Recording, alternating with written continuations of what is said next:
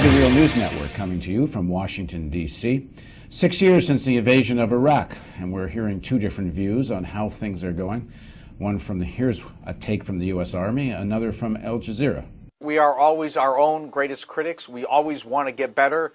We would love to be further ahead in all areas of where we are right now, but we are confident that we have the right models in place, that we have the right programs in place, and that this strategic partnership with the Iraqi people, the Iraqi security forces, the government of Iraq, that has produced such dramatic results in the past, if we can maintain that strategic relationship, it will continue to produce even more results for the future. A Baghdad street bustling with life after years of relentless violence. 6 years ago, American and coalition forces invaded, and the country fell into a spiral of turbulence where nobody felt safe. Many in the city say conditions have improved, but still more needs to be done. Security now is about 55% because there are bombings and explosions. We still don't feel safe to go out with the family or do anything. So two views of the state of things in Iraq. To help us deconstruct all of this, we're joined by Phyllis Bennis of the Institute of Policy Studies. She just wrote a book called Ending the Iraq War, a primer. Thanks for joining us, Phyllis. Good to be with you, Paul. So the general talks about the American strategic relationship with the Iraqi people and government. So what do you make of that? Well, I think there's no question that the U.S. military occupation forces have a strategic relationship with the government in Iraq. The government in Iraq is fundamentally dependent on the presence of the U.S. military. The notion of a strategic relationship with the Iraqi people, I think that's a much bigger stretch, to put it perhaps politely. All the polls indicate a higher and higher and higher level every year of opposition to the U.S. presence. Now, is it true that you can find Iraqis who say, the soldiers in my neighborhood seem to be protecting my little neighborhood? I'm sure that's true. I have no doubt that that's true. But as a strategic reality, the notion that the U.S. military somehow sees itself as accountable to the wishes of the Iraqi people, I think, is a spurious argument. And in fact, isn't that actually what the real problem is for U.S. policy right now? That it's the strategic relationship that's actually not working, because what they've created is a situation where Maliki is playing off with Iran, playing off with the U.S., and the big unknown is exactly whose strategic relationship will it be if and when U.S. troops do get out of Iraq? Well, I think that is one of the big problems. Of course, it's not a new reality that Maliki has played off various sides against the middle. The Maliki government and most of the individuals in it spent the majority of the years of exile during the regime of Saddam Hussein. They were not there living under sanctions. They were living in relative luxury, backed by the Iranian regime and with very close ties to the Iranian regime, which haven't changed. The Maliki government was quite flexible, shall we say, elastic, stretchable, able to develop a whole new set of strategic relations with the United States, who now keep them in power.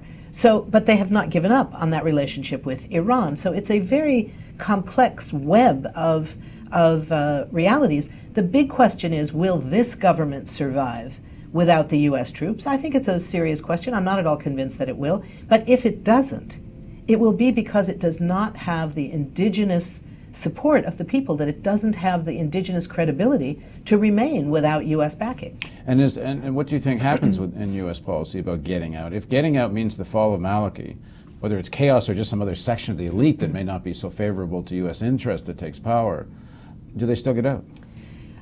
I think that the Obama administration has a commitment to a major reduction in the size of the occupation.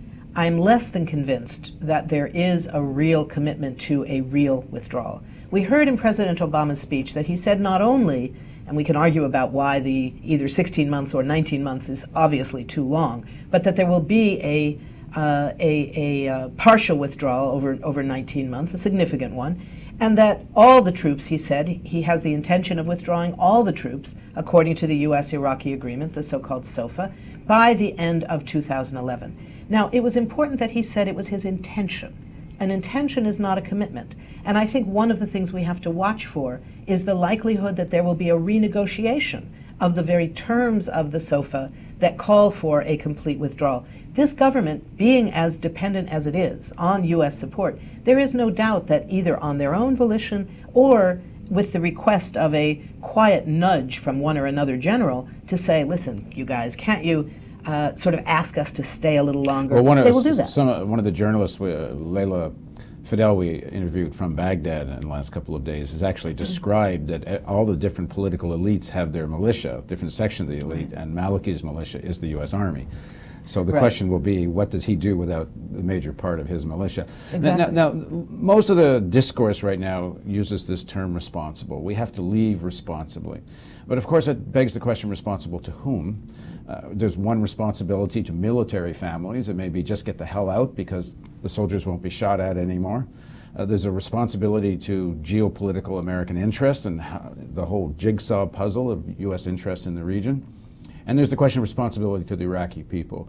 So if you were going to take up that as the issue, how America pays back or has some responsibility to the Iraqis, what does leaving responsibly mean to you? I think it means ending the military occupation immediately, as fast as possible. It took, 6 months to get in? It should take less than that to get out. That means a real withdrawal. All the troops, not only combat brigades or combat troops that are relabeled or remissioned, all these new words that we're hearing, all the troops out. All the U.S. paid foreign mercenaries out. That's another 150 or 160,000 not quite soldiers that are there to bolster the U.S. military. Shut all the U.S. military bases, turn them back over to the Iraqis, and stop all claims on Iraqi oil. That's what it means to withdraw. Then that's only step one. Because that's not yet still dealing with what Iraqis are left with. Then we have huge obligations to the people of Iraq. In my view, we can't begin to make good on those obligations for reparations, for compensation, for real reconstruction, for support for Iraqi-backed international assistance in nation building and peacekeeping issues. But we can't do that until the end of the military occupation. Then we go to step two, which is to make good on our obligations to the people of Iraq. So the counter-argument to that we hear over and over again is the situation will be in, the word chaos is used, ethnic rivalry, interference from regional countries. There's a picture is painted of such a situation where you couldn't have reconstruction. Is that a reality, or are we just being... Look, anyone who says, I know exactly what's going to happen when the U.S. troops pull out, whether it's next week, as I advocate, or in 19 months for part of them, as President Obama says, or in 100 years, as John McCain says, anyone who says, I know exactly what's going to happen is lying. No one knows exactly what's going to happen. I think we can anticipate certain things that are likely, not inevitable, but likely. Will there be a spike in violence? I'm afraid there probably will. I think it will be very short term, and I think it will mean, for the first time since the U.S. invasion, a change so that there will be the possibility of Iraqis themselves being able for the first time to separate out those forces, Iraqi and others, who are what I consider terrorist forces, those who are attacking Iraqi civilians, isolate them as a fighting force and eliminate them as a fighting force when they don't have to deal with the reality that those people are also fighting against the hated U.S. occupation.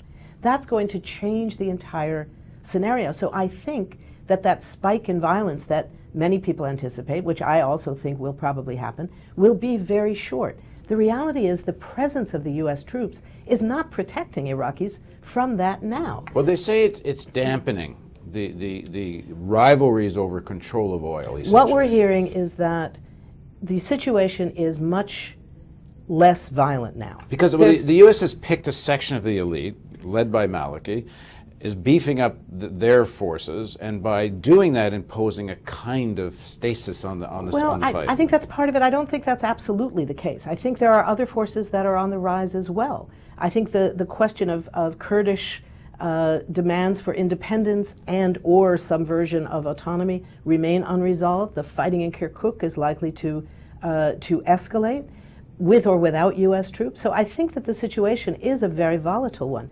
But I think that the bottom line is that Iraqis themselves are going to have to sort out some of the consequences of the U.S. invasion. Okay, all of this violence so is the consequence let's say of that. President Obama were say, oh my God, I just heard Phyllis say get out now. I'm heading out. We're out in 6 months. So what does responsible mean after that point? You talked a bit about it, but then elaborate. It means supporting the United Nations financially, not controlling it, not determining what kind of peacekeeping is made available to the Iraqis.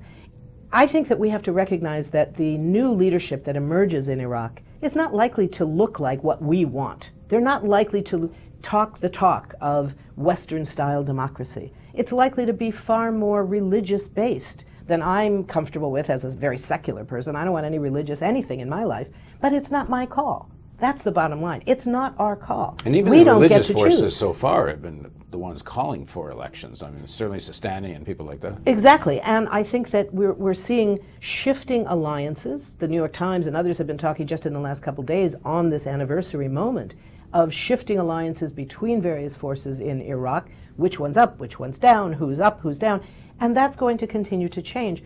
The problem is when the U.S. tries to decide who's best by our definition, who is the most democratic, who is the most pro-Western. You know, are we going to end up in Iraq with a government that likes the U.S.? Probably not. Because that's that the seems, bottom line. it really seems what's determining the decision to get out or Absolutely. not is, in fact, U.S. strategic interest as envisioned as it always has been. Right, and that's what we're not talking. Not a break with the thinking of the But past. that's what President Obama needs to produce. He talked about change we can believe in. He talked about not just ending this war, but ending the mindset that leads to war. The mindset that leads to war is the mindset that says that we as Americans have the right to determine what kind of a government Iraqis should have, what kind of parties they should elect. You know, we heard for years ad nauseum from President Bush and others about the purple fingers, you know. Clearly, Iraqis wanted to vote. Clearly, it was a huge, brave gesture on their part to take the very real risk of going to the polls in those election days. And they risked being killed. They wanted democracy. But let me just finish. What they were given the opportunity to vote for were not parties they had created. They were parties that had been vetted by the United States to say, this party's okay, this party's okay, that party's not okay. Who are we to tell the Iraqis what kind of parties they should be allowed to vote for? Well, there's a vote coming up this summer, which the U.S. will have less control of, and that's the referendum on whether or not this withdrawal or security forces agreement is going to be confirmed or not. Well, we also see a big question whether that referendum will be held. I think that this is something we need to keep an eye on and be very public about in demanding to make sure that as long as the U.S. is still occupying that country and it's up to the U.S., that our government comply with the terms of that agreement. I think that there are forces in the Maliki government who don't want that referendum held, not because they're afraid people won't want to vote for what it says, what it calls for, including a complete end to the U.S. occupation, but they're afraid that people may demand that it happen sooner. That people are going to say, hey, 19 months for half of it and 3.5 years is just too long. Well, we'll look ahead. We'll keep following the story of this referendum, and we'll also, hopefully, President Obama will watch this interview and consider some of the things you've said. And if any of you watching happen to be talking to President Obama in the next few days, can you send him the link? He's apparently a BlackBerry addict, so you can send him the link to the story. Thanks for joining us on the Real News Network. Thank you. And thank you for joining us on the Real News Network. And don't forget the donate button, because we can't do this if you don't click donate.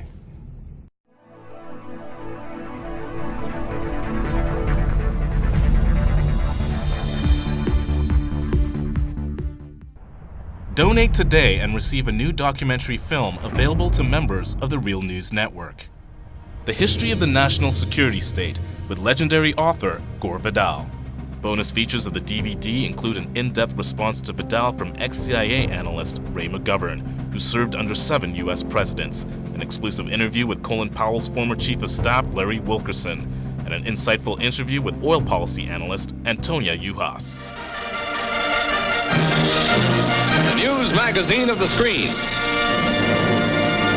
Living glimpses of history in the making. Hollywood and Washington is a symbiotic relationship. They both deal with illusions. Reality doesn't often play much of a part. I think I saw through the myth of the Cold War almost from the beginning. I was a Washington political kid from a political family. Roosevelt first had radio because he had this great speaking voice and everyone liked to hear. Truman proceeded to break every arrangement that Roosevelt had set up for a peaceful coexistence. And Truman thought that it would be a good idea. Why not just stay armed all the time? And then he devised the national security state. You've got to go up and swear allegiance to the United States or else you're a commie. I mean, we had imported fascism. We get Dwight Eisenhower, who said that we have this great military industrial complex. It is a dangerous thing.